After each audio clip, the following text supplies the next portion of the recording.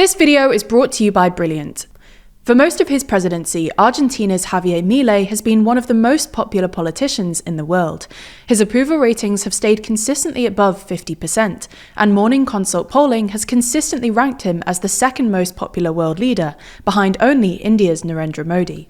However, in the past couple of weeks, there have been a slew of polls suggesting that Milei's approval ratings have suddenly collapsed and are now well below 50%. So in this video, we're going to take a look at how the polls have changed, what might be driving this shift, and why this is bad news for Milei both politically and economically.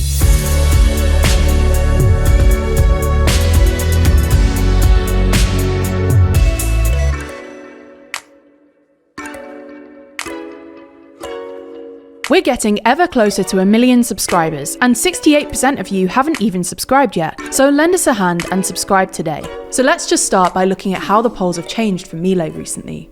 Broadly speaking, most pollsters are now suggesting that his net approval rating, that is, the percentage of Argentinians who approve of Milei minus those who disapprove, has fallen by about 10 points in recent weeks. For instance, data from Argentinian pollster Udesa, collected in March, puts him at a net approval rating of -8, down from +5 at the end of last year. Similarly, Atlas polling puts him at -5, down from +7 in December. Zuban Cordoba polling puts him at -17, down from -6 in November, and Analogias puts him at -4, down from +4 in January. You get the idea. There's pretty much unanimous agreement among pollsters that Milei's approval ratings are dropping, and fast. So what's causing this drop? The main reason seems to be the economy. In that Analogias poll we just mentioned, for instance, 51% of respondents said they didn't believe that Milei's policies were going to help the economy in the long term, compared to just 36% who thought they would. This is the most pessimistic response recorded by Analogias on this question since Milei took over, and well down from January, when 41% of respondents said they didn't believe that Milei's policies were going to help the economy in the long term, but 45% said they thought they would. Similarly, Atlas polling found that 45% of Argentinians think the economy is going to get worse in 6 months, compared to just 38% who think things are going to get better. In some sense, this should be unsurprising. Milei's stated project of balancing both Argentina's fiscal and current accounts was always going to involve squeezing consumption as a component of GDP, which is never popular. And while inflation has fallen from its heady highs, with month-on-month inflation falling from 25.5% in December down to about 2% at the start of this year, this is still just ridiculously high. After all, a 2% monthly inflation rate still translates to about 27% inflation year on year.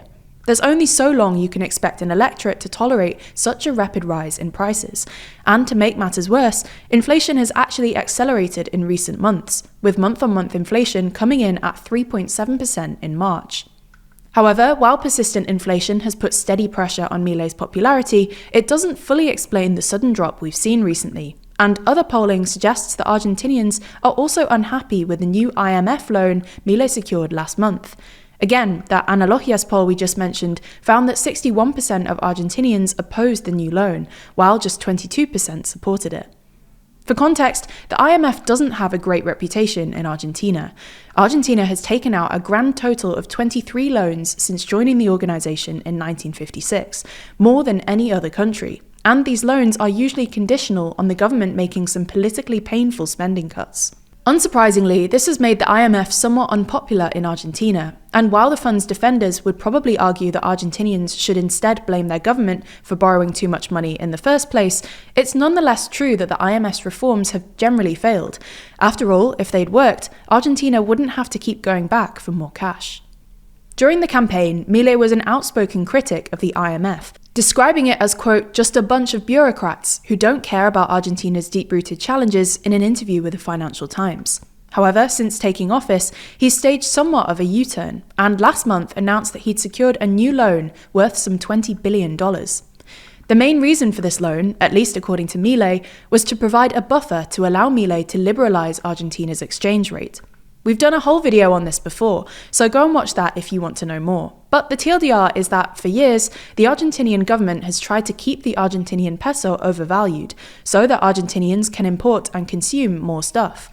Milei has started devaluing the peso towards its real market rate, but it's still a bit overvalued, and defending this exchange rate is depleting Argentina's limited foreign exchange reserves.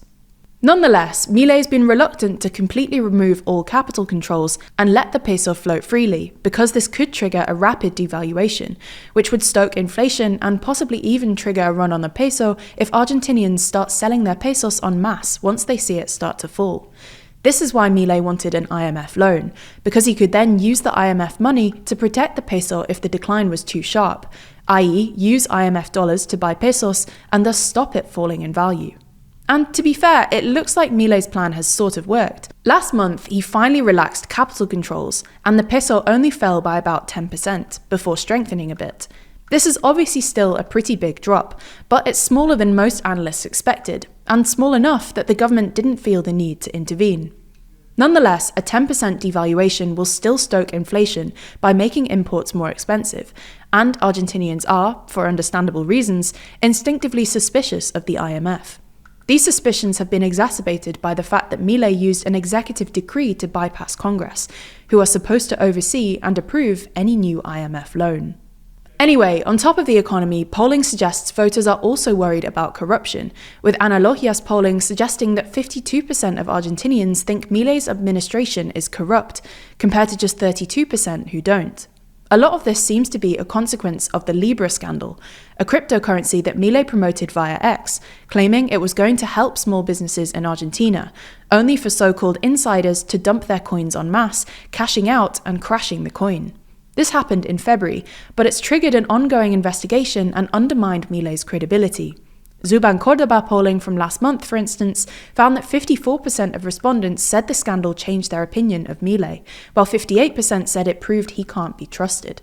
This is obviously bad news in and of itself, but it's especially bad for Milei, both because he framed himself as the antithesis to Argentina's corrupt political establishment, and because it could hurt him in the midterms later this year, which would make continuing with his radical agenda significantly more difficult. At TLDR News, we're always trying to help you learn more about the world around you. Luckily for us, our sponsor this week, Brilliant, shares this same commitment. Their thousands of interactive lessons in maths, science, programming, data analysis, and AI are designed to help you learn by actually doing, rather than asking you to mindlessly memorize stuff. For instance, each lesson is filled with hands-on problem solving that lets you play with concepts, a method proven to be 6 times more effective than watching lecture videos. This helps you build your critical thinking skills and become a better thinker. Brilliant's newly updated maths courses help you establish a strong foundation in algebra. It then helps you build on this, teaching you how to conquer calculus, all while maintaining an emphasis on problem solving and reasoning. The thing I like best about this, though, is that their mathematical courses help you develop your mathematical intuition and fluency, skills that you can use in the real world. As we've told you before, data skills are absolutely necessary for navigating the modern world, and Brilliant is one of the best ways to get them. To try Brilliant for free, visit brilliant.org/TLDR or click the QR code on screen, or you can click the link in the description. You'll also get 20% off an annual premium subscription.